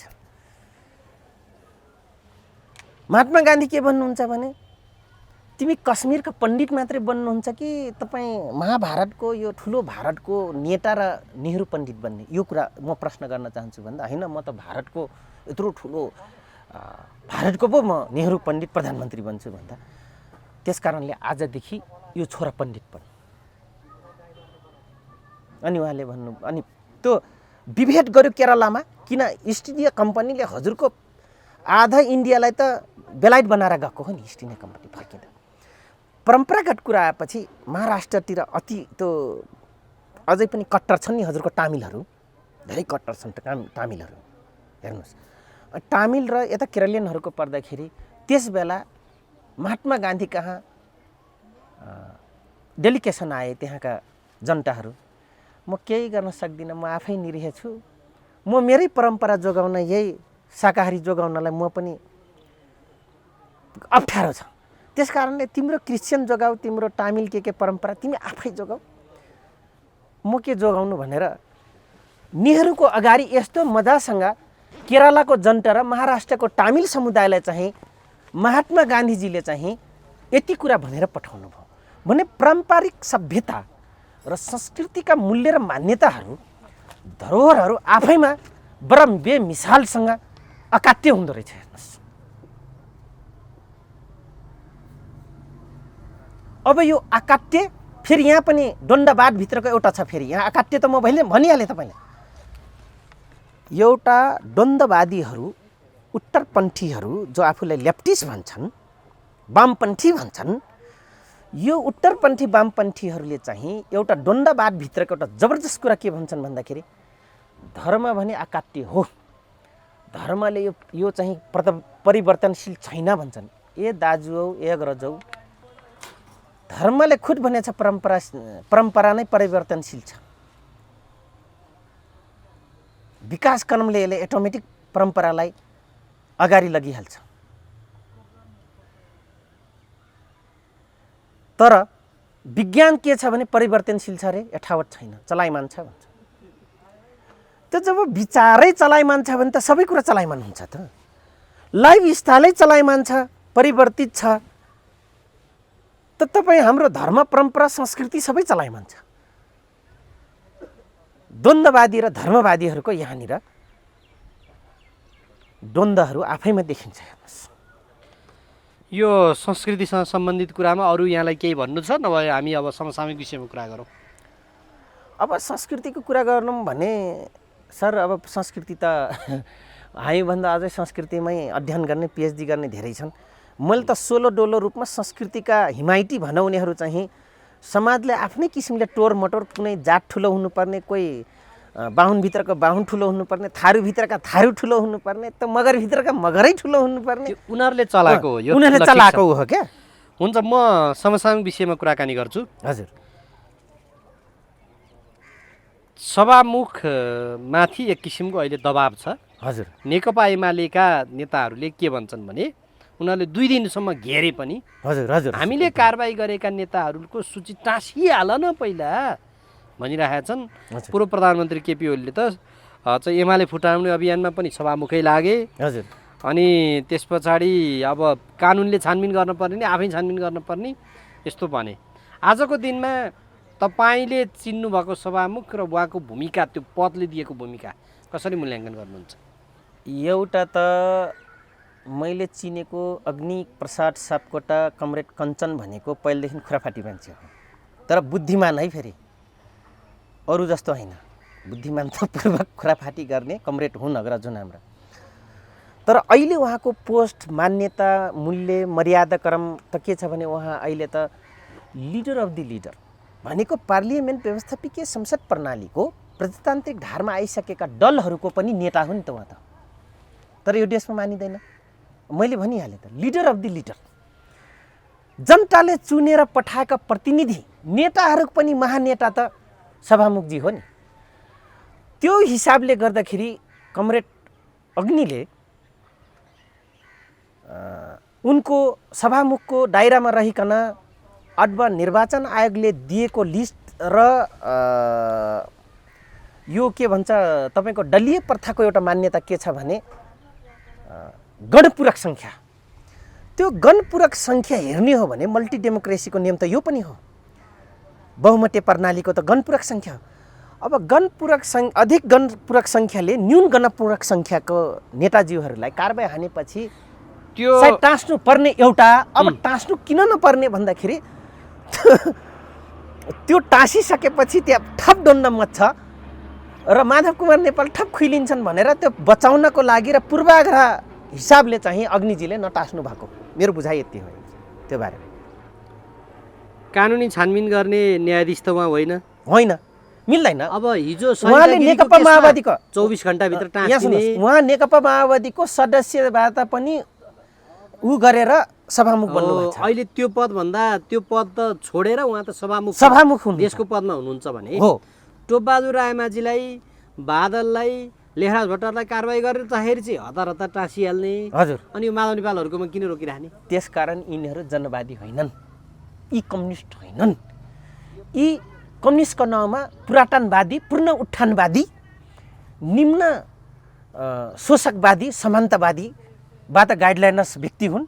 उनको चाइल्डहुड लाइफ मात्र होइन, उनको फ्यामिली ब्याकग्राउन्डबाट पनि स्कुलिङ यही गरिएको छ। त्यस कारणले र लाहनु चौधरी पनि कराउँदै काहीँ न काहीँ थारू पनि छोड्दैन, अग्नि सापकोटाले पनि छोड्दैनन्, प्रचण्डले पनि छोड्दैनन्, बाबुरामजीले आफ्नो न्यूनतम मूल्य मान्यता छोड्दैनन्। र हामीले अधिक दर्शनवादी र अति उदारवादी कुरा गर्दा गर्दै आज कम्युनिस्टहरूले, लेफ्टिस्टहरूले यही जनवाद, यही समाजवाद र यही साम्यवादी मूल्य र मान्यताभन्दा टाढा जाँदा आज यत्रो ठुलो यिनीहरूकोमा विटन्ट आउनुको कारण, धाराशाही हुनुको कारण, नेपालमा कम्युनिस्टहरू उखिन्नुको कारण, उखेलेर फालिनुको कारण यही नै हो। अग्निजीमा पनि त्यो देखियो। हातपात हुनसक्छ भनेर बोले नि त त्यहाँ, उनीहरूले गरेको चाहिँ राम्रो हो त? एमालेका अब यहाँ सुन्नुहोस्, हेर्न गए यिनलाई त हामीले दिमागले देश चलाउनलाई लड्न पो पठाएका अथवा वाद विवाद गर्न पठाएकै हो। तर के भने देश चलाउन जनताको हितो उपदेश, हिटो कामको लागि पो हामी पठाएको त, हिटको निम्ति पठाएको हो। हात हालाहाल त 10 वर्ष पट्काएर चाहिँ पुगेन, के गरे त? मटङ्ग्रा खेल्या, 10 वर्ष पट्काएर पुगेन अझै। त्यो शब्द उकाल्नु भनेको यिनीहरू अझै टोले गुन्डा निम्न स्तरीय रहेछन् भन्ने कुरा तपाईँ हामीले स्वाभाविक बुझ्नु। त्यो संस्कार त माओवादीले सिकाएको हो नि। त्यो त पञ्चायतले पनि काङ्ग्रेसले सिकाएको हो, रापरवालाई र नेकपा एमाले सिकाएको हो, तिनले माओवादीले सिकाएको हो। यो त अर्जुन विद्या भनेको महाभारतमा गइसकेपछि गुरुकै अगाडि ठोक्ने हो। महाभारतको अर्जुन विद्या त त्यो हो नि। त्यही त अग्नि सापकोटाले हिजो हातपात गरिदिए, हजुर। अब उनी माथि हातपात गर्दा के हुन्छ र भनेर बोलेका हुन् त एमाले सांसदले त्यहाँ गएर। खै अब हातमा दही त नजमेको हुनुपर्ने। कसको चाहिँ? एमालेको या यताको? दुइटै त्यसो भए हानाहान गरे भए उनी। अनि यहाँको कम्युनिस्टले यहाँले के अरे यहाँ त कम्युनिस्टहरू पहिलो कपडा लाएर जोगी जस्तै खरानी ढसेर एक पाठी त के भन्छ रुद्राक्ष लाएर नौटङ्की गर्ने हुन्न त यहाँको कम्युनिस्टहरू। अनि यिनीहरू के साधु सम्झिनु भएको छ हजुरले? त्यही लाइनबाट त्यतैबाट आएका हुन्। लाहनु चौधरी पनि त्यतै हुँदै आएको हो, चकडस्ट छोडेर। म अर्को प्रसङ्ग नि, यो नेताहरूले नि हजुर यो आर्यघाट नपुगुन्जेलसम्म यो अध्यक्ष पद हुन्छ नि, हजुर, छोड्दैनन् हो। किन होला? यही हो अधिनायकवादी। चुनाव लडेर परम्परागत अधिनायकवादी, अतिवादी भनेको काङ्ग्रेस र रापरवामा, जनवादको नाउँमा अति कठमुल्लावादी, पुरातनवादी, निम्न स्तरीय सोचवादी र तानाशाही प्रवृत्ति 33 वर्षसम्म दुनियाँलाई उल्लु बनाएर जहिले पनि अध्यक्ष बनिराख्ने पुष्पकमल दाहाल प्रचण्ड, संयुक्त जनमोर्चाका चित्रबहादुर केसी, मजदुर किसान पार्टीका कमरेड बिजुक्छे रोहितजी, यो एउटै हुन्। यिनलाई चिन्न नसक्नु नै त्यो कार्यकर्ताहरू सब दास हुन्। होइन अनि त्यो त अरू पार्टीमा नि छ। अहिले माधव नेपाललाई पनि त्यही सहअध्यक्ष नदिएको भएर त पार्टी फोडेर अर्को गठन गरेर अध्यक्ष भयो त। त्यो त मिठो खानालाई चाँडो सम्पत्ति आफ्नो बनाउनलाई घरै फुटाल्नुपर्छ गाउँघरमा त, अनि पार्टी त फुटाइहाल्छन्। लोकतन्त्र र प्रजातन्त्रको बेमिसाल ब्युटिफुल पावरनेस पावर के हो भन्दाखेरि multi party system, multi thought of view vision र पालोसँग राम्रा नराम्राहरूको जट्ठा मिलेर मिलिजुली जनतालाई उल्लु बनाएर शासनभार सम्हाल्नु नै नेपालको लोकतन्त्रको सौन्दर्य हो। लोकतन्त्रको भन्ने कि यो गणतन्त्रको भन्ने? त्यही त गणतान्त्रिक लोकतन्त्र उहाँहरूको भाषा। अब माधव नेपालले जुन बाटो लिए नि, हजुर, आए आउन् नआए नआउन् भने 57 जनाले त छोडिदिए उनलाई। त्यहाँभित्र दोस्रो तहका धेरै छन्। अब म तपाईँलाई भन्छु, सायद पुष्पकमल दाहाल बल्ल बादल र अग्नि र सम्पत्ति लुकाउन बचाउन गएको लेखराज भट्टलाई बल्ल चिनेछन्। माधव कुमार नेपाल कमरेडले बल्ल 57 जना केन्द्रीय सदस्य यिनलाई उचाल्ने र यिनलाई हामी भर्तेक गर्न सक्छौँ भनेर उचाल्ने नेता बल्ल चिने। अब म यहाँलाई भन्छु, टाकपरे तिवारी नभए गोटामे जुन उक्ति छ नेपाली उसमा उखानमा, त्यो हुबाहु अहिले एमालेमा गएका बादलको खेमा, माधव कुमार नेपाललाई छोडेर गए केपीको खेमा गएका नेताहरूको भविष्यमा तपाईँ हामीले राम्रो आशा गर्छौँ। यिनीहरूको क्रियाकलाप भन्दाखेरि हामी जस्तो नलायक नेपाली कोही पनि हुनलाई छैन। होइन, उनीहरूले त भनेका छन् नि 10 बुँदे चाहिँ नि त्यो कार्यान्वयन गरेनौ भने हजुर अब एमालेको अध्यक्षलाई भनेका छन् हामी विद्रोह गर्छौँ भन्दै। हाम्रो काम भोट दिने हो, तिनको 10 बुँदे सुन्ने हो र हामी तिनको 10 बुँदेसँग के को लेन देन? हाम्रो इलेक्ट टु राइट ढ्याङ्ग हान्ने हो स्वस्तिक चिन्ह। यही बनाएका छन् नेपाली जनतालाई उल्लु जहिले पनि यिनले भने 10 बुँदे सहमति 21 बुँदे सहमति। यो मूल्य नेपाली जनतालाई के टेउटेउ कराइरह मिडियामा सुनाइरहेको यिनीहरू लाज लाग्नुपर्छ नि यिनीहरूलाई त। क्युआर कि पार गर्नु पर्थ्यो, पार गरे ठिकै भयो। अनि के त किक्लिक पारिरह भनेपछि यो 57 जना चाहिँ किक्लिक पारेर बसिरहेछन्। त माधव कुमार नेपाललाई उल्लु बनाइरहेछन्। उचाले पछारे छोरी भएको कारणले गर्दा होला रामकुमारी झाँक्री कमरेडले चाहिँ छोरे छैन, हातै समातेर भित्रै लगाइदिएको थिएँ मैले त। लाइभ है हेर्नुहोस्, सायद चेली भएर होला भूमिका निभायो होलिन्, बाँकी त छोडिदिइहाले। किन भोलि मन्त्री बन्न गाह्रो हुन्छ, जिन्दगीभरि दाढी जुङ्गा पाकिसक्यो त्यो एमाले भन्दा भन्दै अब यो बेलामा माधव नेपालसँग गएको भएदेखि त मन्त्री बन्न त झन् सजिलो नि। सत्ताको साँचो त उनीसँग थियो। होइन, मन्त्री त भोलिपल्ट पैसा यसो 2 नम्बरी पैसा ल्याएर एउटा ठेकदारलाई भन्यो भने पैसा दिएर मन्त्री बन्न पाइँदछ। नेपालमा सबभन्दा सजिलो नेता बन्न र मन्त्री बन्न रहेछ। अरू सब कमाउन, सम्पत्ति कमाउन सजिलो, नेता बनेपछि पाइन्छ। गधा गाई बनिहाल्छ, भोलिपल्ट 2 पाठी दुध दिइहाल्छ यहाँको गधा जति जम्मै। त्यस कारणले गर्दाखेरि नेपालको कन्टेन्समा मन्त्री बन्न ठुलो कुरो होइन। यो त त्यो हाट बजारमा बेच्ने उ रहेछ क्या मन्त्रीपद बेच्ने भएदेखि त 1.5 महिनादेखि यहाँ चाहिँ नि किन नबेचेका होला नि त शेरबहादुर देउवाले? त्यही त मोलमोलाई हुँदैछ, भाउ मिले छैन। भाउ मिला छैन। अब भाउ त मिल्ला, तिर्न त सक्लान्। माओवादीका 49 13 दिनमा काटो खानुपर्छ कि 2 महिनामा काटो खानुपर्छ, ठेगान छैन। त्यही कन्फर्म गर्नलाई त यसरी लाग्यो भन्छ नि त। हो, त्यही कन्फर्मको लागि कुरो नमिल्यो। माओवादीको त अनि 49 जनाले चाहिँ नि हामी किन्छौँ भन्दा नि पानन् भन्छन् त प्रचण्डले। अनि फुटाउने बेला आश्वासन दिएछन् त प्रचण्ड कमरेडले। एक जनाले भेट्दै भए पाइहाल्नुहुन्छ कमरेड। किन यो भन्ने त नारायण काजी श्रेष्ठ र प्रचण्डको त बानी हो नि। यो अहिले देखेन, उहिले एउटा केन्द्र मसालमा हुँदासम्म सबलाई यस्ता समेत बनाइदिन्छ। प्रचण्डसँग त्यो कन्भिन्स पावर छ। मैले व्यर्थ गाली गरेर रहेछु प्रचण्डलाई गाली भन्ने बनाउन सक्ने उसँग खुबी हो। तर एउटै थारू हो, म एउटै बट्टारेको थारू हो। त्यसको 100वटा कुरोमा मलाई पहिलाभन्दा अहिले 100मा 100 मलाई विश्वासै लाग्दैन। आजको मितिमा तपाईँ प्रचण्डको कटु आलोचक, आजको मितिमा सबभन्दा त्यो सत्ताको मूल साँचो हुन्छ नि, हजुर, त्यो घुमाउने चाहिँ फेरि प्रचण्डै पर्नुभयो क्या। जता घुमाइदियो त्यतैतिर दगुर्छ। यो गरिब देश, यो गरिब दिमाग गरिब, आत्मवता काँठर र पापी लोभी अवसरवादी भविष्यको निर्कल नगर्नेहरू प्रचण्डसँग नगए कोसँग जान्छन् त? हुनु पर्यो नि, सेल्फ एबिलिटी हुनु पर्यो नि। त्यो प्रचण्ड ability मूल मान्छे होइन देशको आजको दिनमा? बनाइदिएको हो। हारिया मान्छे पनि सिराहा त हारिया मान्छे लाइन काटेर जिताइदिए त्यो सिडिओ र सशस्त्र र नेपाल प्रहरी कर्मचारीहरू जिताइदिएर आज मूल मान्छे बन्यो। 33-34 वर्षदेखि पार्टीको नेतृत्वमा भएको त मान्छे मैले यत्रो अघि यहाँलाई भने त जनयुद्धको नायक किन गए प्रचण्ड, एक प्रश्न। दोस्रो प्रश्न, यो मैले यो थकुरी चन्द हतियार लिएर गए, यो एउटा भिरको ढुङ्गा त थारूहरू, भरत दाहालहरू, मणि थापाहरू, तराई जनतान्त्रिकका तपाईँको जयकृष्ण गोइटहरू, अलिक दिन मातृका कमरेड पनि बाहिर लाग्नुभयो। हामीलाई यही के काम गर्छन् भनेर आज आएर त्यही ढुङ्गाको भिरसँग किन साँठगाँठ गर्नु पर्यो?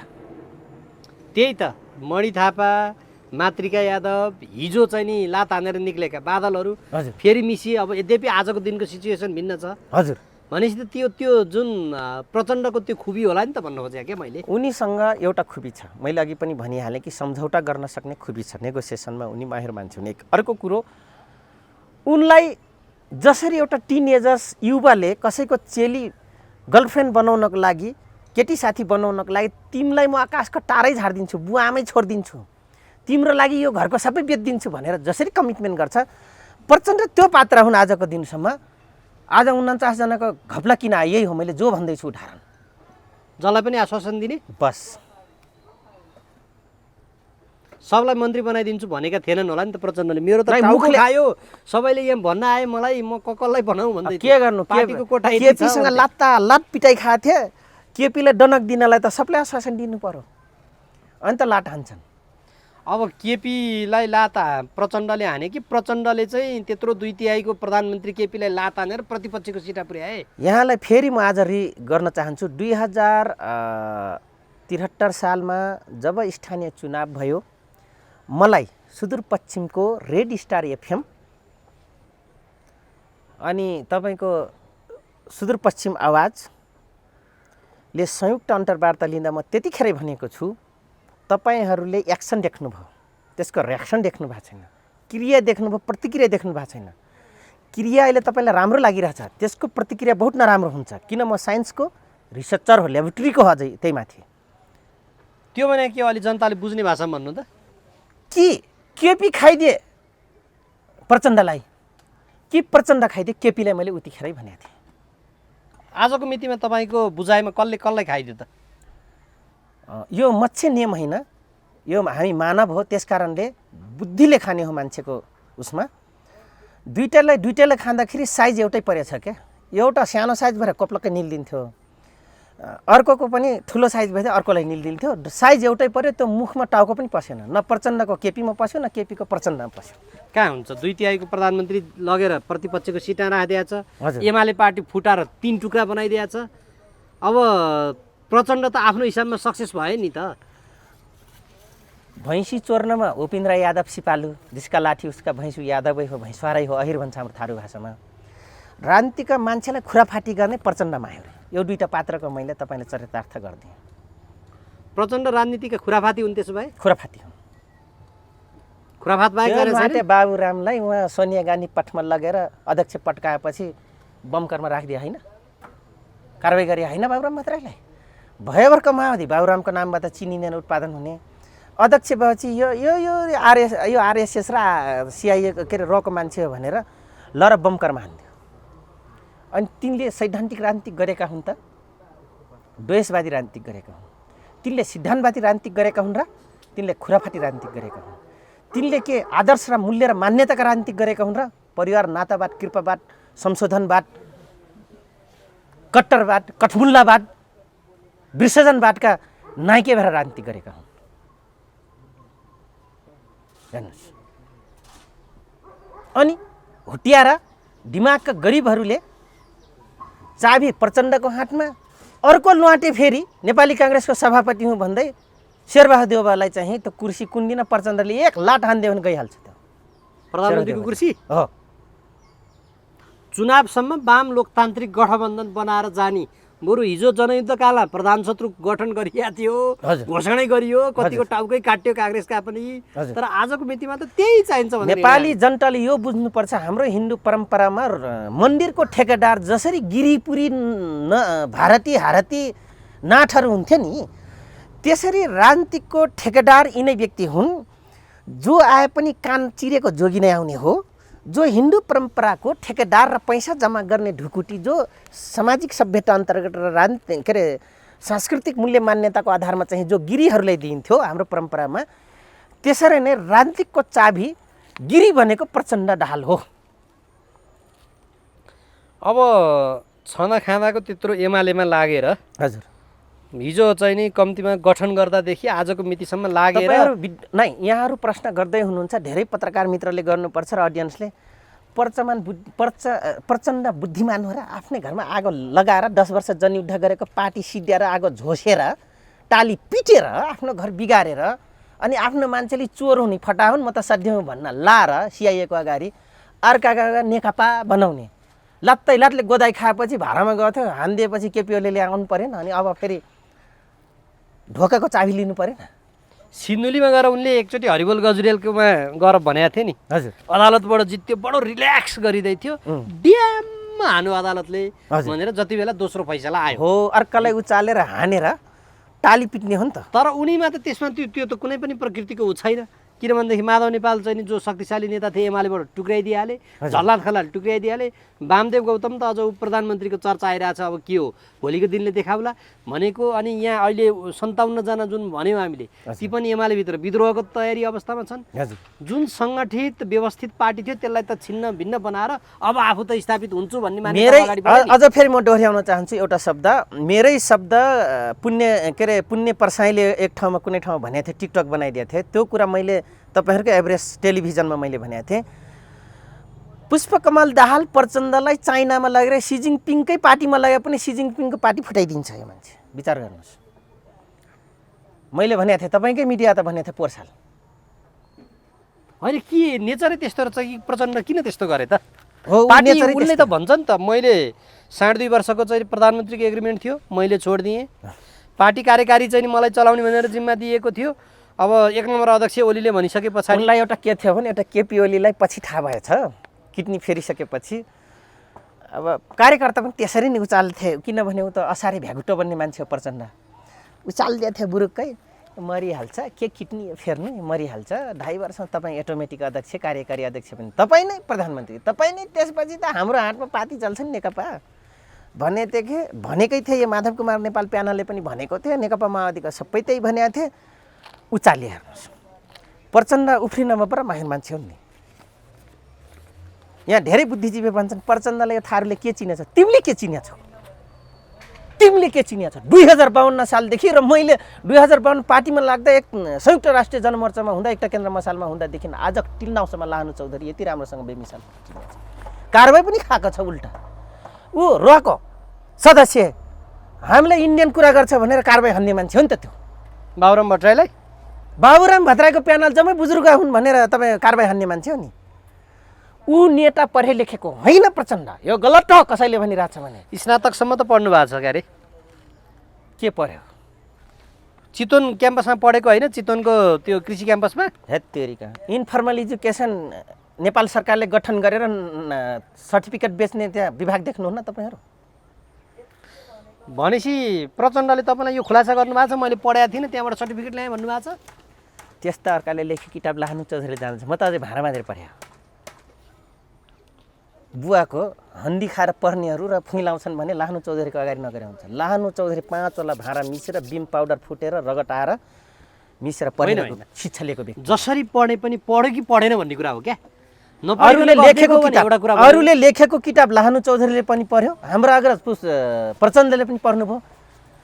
राजनीतिकको जिन्दगी, समाजवादको जिन्दगी पढ्नु भएन, एउटै किताब पढ्नुभयो, त्यो मार्क्सवाद डोन्डावाद त्यही मात्रै पढेको रहेछ, अरू केही पनि पढ्नु भएको छैन।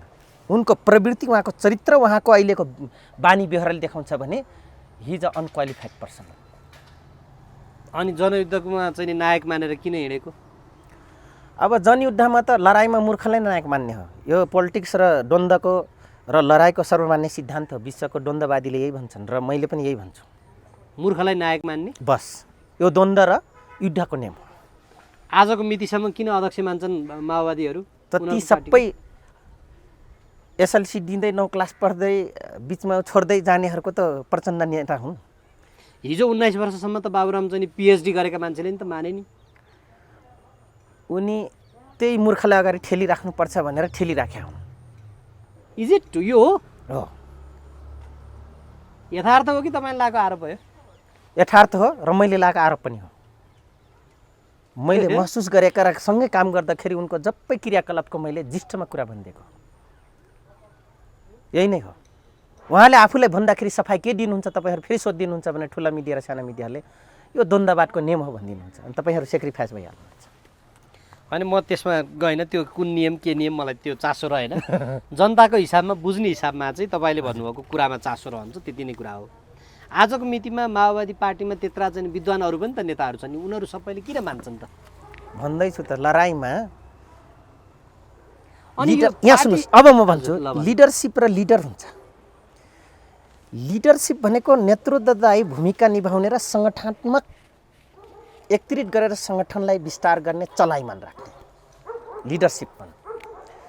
एउटा लिडर हुन्छ, त्यसपछि त्यो सङ्गठन र लिडरसिपले गरेका क्रियाकलापलाई चाहिँ हुबाहु उतारेर त्यसलाई कन्टिन्युज गर्नु, त्यसलाई लिडर भन्छ। त प्रचण्डकोमा कन्टिन्युटी गर्नु उहाँमा क्षमता छ, नेता चाहिँ हो। फेरि त्यसलाई कन्टिन्युज गर्ने बाबुराम भट्टराईमा छैन, तर सङ्गठनलाई हुबाहु ए टु जेडमा फिगरमा ल्याउनु फेरि उहाँसँग कार्यक्षमता छ। त्यसैले त र त्यसलाई सिद्धान्तबद्धलाई प्रतिलिपि गर्न क्षमता रहेका अन्य कमरेड अग्रजहरू र वैद्यवारसँग थियो। त्यसैले यो पार्टी आएको थियो त्यो ठाउँमा र त्यसैको नायक प्रचण्ड बनिएको थियो। हो, मैले यहीँनिर जोड्न खोजेको थिएँ। हजुर, यो सबै विशेषताहरू बोकेकाहरू एक ठाउँमा सर मिल्दाखेरि चाहिँ हजुर कति राम्रो मानिएको थियो क्या। एकदमै तपाईँले पनि हिजो त्यहाँनिर कम्ब्याट ड्रेस लाएर ठ्याक्क सेक्युरिटी गार्डमा चाहिँ बस्दाखेरि राम्रो मानिएको थियो होला। आज तपाईँ पनि लाखापाखा, वैद्यवा लाखापाखा, बादल लाखापाखा, बाबुराम कतातिर जाँदा यहाँ सुन्नुहोस्, जाँदा यो लाखापाखा बनाउने प्रचण्डको एउटा प्रवृत्ति छ।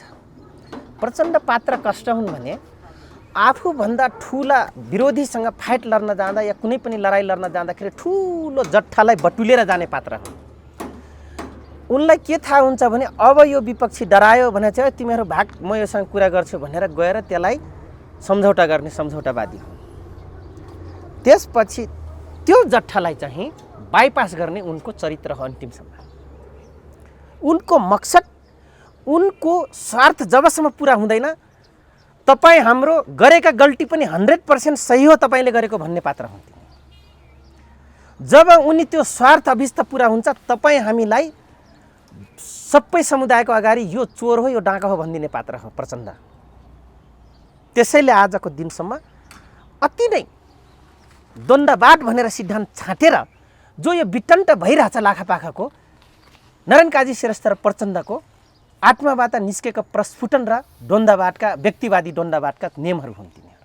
त्यही अन्तर्गत सबलाई किकआउट गर्दै गर्छन्। कहिले ताल परे ल्याएर अँगालाए, अस्ति माफ गरिदे, मैले यसो भनिहालेँ, आजदेखि माफ गरिदे भन्ने उनलाई तो हाम्रो उहाँको वादी समुदाय हुन्छ दिदीबहिनीहरू, बरु उहाँहरूको एउटा सर्टेन मूल्य र मान्यता छ यौन धन्दाभित्र। तर हाम्रो अग्रजहरूको राजनीतिकभित्र सामान्यतया एउटा 1-2% पनि मूल्य मान्यता रहेन। मेरो आरोप यहाँसम्म हो। अनि माधव नेपालले त त्यसो भएदेखि यो समाजवादी केन्द्र बनाउने, त्यसमा भोलि प्रचण्ड, बाबुराम, उपेन्द्र यादव, विप्लव, माधव नेपाल यी सबै बन्ने भनेर चाहिँ यो गठन गरेर अगाडि बढेका भन्छ। नमरुन्जेलसम्म नेता यसो मिडियामा आइराख्ने, नाम कहलाइराख्ने मात्र हो यिनीहरूको कुनै राजनीतिक सिद्धान्त विकास के यस्तो केही पनि होइन। यो भनेपछि विकास गरौँ देशका लागि भनेर यो पार्टी गठन केही पनि भएको होइन। नमरुन्जेलसम्म नाम चलिरहोस्, चल्टापुर्जा भइराखौँ, देश यसो लुटिराखौँ माथि टप लेभलमा बसेर, जनतालाई उल्लु गोरु भेडा बनाइराखौँ भन्ने हो यिनको सबैको। यसो भनिराख्दाखेरि कठमुल्लावादी त्यो साइबर सेना र त्यो युथ फोर्स अनि वाइसिएल फाइसिएल यो कठमुल्लाहरूले फेरि पिर पार्दो रहेछ। हिजो मात्रै म कहाँ एउटा कसैले सेन्ड गरिदिएको थियो म्यासेज महेश बस्नेतको कि अभियान त ठेगान लगाइदिन्छु।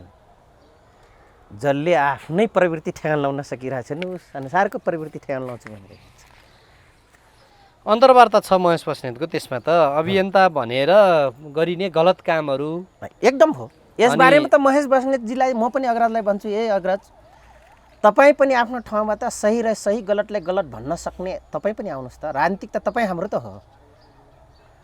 उहाँले आफ्नो भित्रको गलतले गलत भन्न नसक्ने महेश कमरेड, लानु चौधरीले आफ्नै ठाडोभित्रको प्रवृत्तिलाई गलत भन्न नसक्ने होइन, नेकपा माओवादीको जनवाद भन्नेहरू आफ्नै भित्रको गलत भन्न नसक्ने, प्रजातन्त्रको नाउँमा काङ्ग्रेसका अग्रजहरू भन्न नसक्ने, नआउने पुस्ताहरू भन्न नसक्ने उहाँहरू पनि, रापर्वको पनि राजा कहिले चाहिन्छ भन्ने कहिले उनले राजा चाहिँदैन भन्ने होइन, उहाँहरूले पनि आफ्नो भित्रको गलत कुरा र सही कुरा भन्न नसक्ने। अनि उनको गलत कुरा यो भयो भनेपछि अब एक्सनमा आउने कुरा गर्नुहुन्छ भने यो उच्छृङ्खलता र सानो प्रवृत्ति र एकदम डल माइन्डको बाहेक अर्को कुनै पनि होइन। हामी नेता बन्ने चरित्र रहेनछौँ भन्ने कुरा त्यसले देखाउँछ। हामी अन्तिममा छौँ। अब हिजोको दिनमा तपाईँ पनि एउटा नेता बन्छु भनेर लाग्नुभयो, आज कृषि क्रान्ति नै ठिक छ भनेर लाग्नु भएको छ, यो चाहिँ होइन रहेछ, पहिला देश चाहिँ बचाउनु पर्ने रहेछ भनेर लाग्नु भएको छ। अहिले नेताहरू धमाधम पार्टी खोलेर मलाई तपाईँले बडा जबरजस्त प्रश्न सोध्नुभयो। यो धेरै प्रसङ्गमा भन्ने म थिएँ, आज तपाईँ क्या मजासँग भनिदिनु भयो, धन्यवाद। यो जनयुद्धले मलाई दुईवटा तिनवटा कुरा यस्तो सिकायो। एउटा व्यक्तिवादीमा निहित सिकाइदियो यिनीहरूको प्रवृत्तिले, जो अहिलेसम्म हामी यत्रो लामोको बहसमा कटाक्ष गर्दैछौँ नेताहरूको प्रवृत्तिलाई चरितार्थ गर्दैछौँ। यसले एउटा व्यक्तिवादी चरित्रमा कतै न कतै मलाई रिटर्न गर्ने एउटा पाठ सिकाइदियो। हेर्नुहोस्, अर्को पाठ के सिकायो भने देश दुनियाँ त पुगेसरी भइपरि आएको खण्ड मात्रै बनाउने रहेछ। पहिला त आफ्नो ज्यान बचाउनु पर्ने रहेछ, अनि दाना माना बचाउनु पर्ने रहेछ, त्यसपछि समाज बचाउनु पर्ने रहेछ, त्यसपछि देश बचाउनु पर्ने रहेछ। अनि आर्थिक कहाँबाट हुन्छ? जति आर्थिकका चलन चल्तीका मूल्य र मान्यता जति यत्रो देश चलिरहेछ, आखिरमा मिठो खाने, पुगेसरी राम्रो लाउने, आफन्तलाई यत्र बिना फाँकको घमन पारा देखाउनु पर्ने छाती फुलाएर, यो मूर्खपन हो। त्यसपछि गरेर अरूले वाइ गरिदिन् दुहाई गरिदिन् भन्ने यो हेर्नुहोस् कस्तो म भित्रको अहमता बाहेक अरू केही रहेनछ भन्ने राजनीतिकमा। र यो 10 वर्ष जनयुद्धले यस्तो सेल्फिज त्यो सिकाइदियो के, बाध्यता पनि भयो त्यो सिक्नु पनि गर्नुपर्ने। हेर्नुहोस्, जुन मूल्य र मान्यता लिएर गएको थियौँ, म यहाँलाई भन्छु सायद नेपालको भूमिभित्र दुईवटा मात्र लडाइँको भएको छ। तेस्रो लडाइँ यही जनयुद्ध हो। एउटा धर्मको नाउँमा अशोका राज्य र कपिल वस्तुको लडाइँ भयो एकीकरण उसमा। त्यसपछि फेरि अर्को आधुनिक नेपालको निर्माण जो भन्छन् यिनीहरू राजावादी साथीहरूले, राजावादी मूल्य र मान्यता राख्ने अग्रजहरूले, दिदीबहिनी दाजुभाइहरूले पृथ्वीनारायण शाहजीको कुरा गर्छन्। तेस्रोमा यदि सबै भूगोल, जात, धर्म, संस्कृति होल भनौँ न, नेपालको टेरिटोरीभित्र बस्ने जति पनि म हो हामी हो भनेर जुन हार्दिकपूर्वक लागेको एउटै लडाइँ हो यो 10 वर्ष जनयुद्ध। हेर्नुहोस्, त्यसभित्र पनि यो कठनाइकीहरू, यो कठबास हैसियत भएका दिमाग भएका नेताहरूले गर्दा तपाईँ हामीलाई जुन अहिले मैले भनिरहेका मूल्य र मान्यता जो सेल्फिज व्यक्ति केन्द्रित जो गराइदियो सिकाइदियो, यसैको गलत क्रियाकलाप र चरित्रको कारणले गर्दाखेरि तपाईँ हामी आज व्यक्तिवादी चरित्रमा निहित भयौँ। यो आफैमा नमजा हो, यो ठिक होइन। लानु चौधरीले पनि महसुस गरिरहेछ यो ठिक होइन। लानु चौधरी हामी र हामी पो भन्नेमा जानु पर्यो। ठुलो छाती, फराकिलो दिमाग, धैर्यवान, क्षमतावान, दूरदर्शी नजर राखेर तपाईँ हामी बसेको होइनौँ र यहाँ लडेका होइनौँ र हामी। तर आज यी जति अहिलेसम्म चरित्रको कुरा गऱ्यौँ यो व्यक्तिहरूको, यो चरित्रका पात्रहरूले आज यत्रो ठुलो दिमागको बिना फाँकको दर्शन पराइदिएर हामीलाई व्यक्तिवादी, जातीयवादी, आफ्नो भन्ने बित्तिकै गलत पनि राम्रो भन्ने, फेरि त्यही पुरानो कुरा जसको लागि हामी खोइरो खनेथौँ त्यसमा केन्द्रित गर्दै। त्यस कारणले लोकतन्त्र 30% चाहिँ आयो, 70% चाहिँ त्यही पुरानो पञ्चायतकाल, राणाकाल, प्रजातन्त्रकालको चरित्र यिनै व्यक्तिले देखाएपछि यत्रो ठुलो तपाईँ हाम्रो बिचको आज यो ठुलो मिडियामा कराइराख्नु र एक अर्कालाई खुइलाइराख्नु ठाउँ चाहिँ दिएका हुन्। यसको लागि फेरि म त धन्यवाद दिन्छु, किनभने यी डिस्क्वालिफाइड नभए सायद लाहानु चौधरी पनि बरबराउन पाउने थिएन।